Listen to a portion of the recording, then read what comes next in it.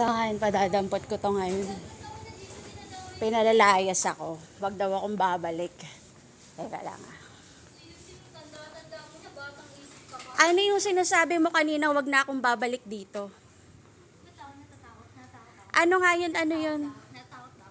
Sagutin mo ako. Sagutin mo ako, ano yung sinasabi mo kanina? Hindi ka maayos kausap.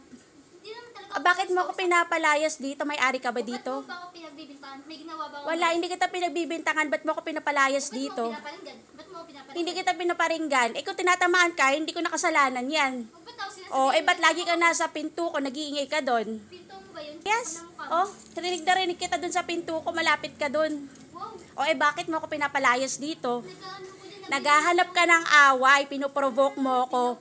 Sa presinto ka na lang magpaliwanag. Ikaw mapapaya sa Hoy, tigil mo yung kakasyabu mo. Ikaw di ba? Babaeng Martes.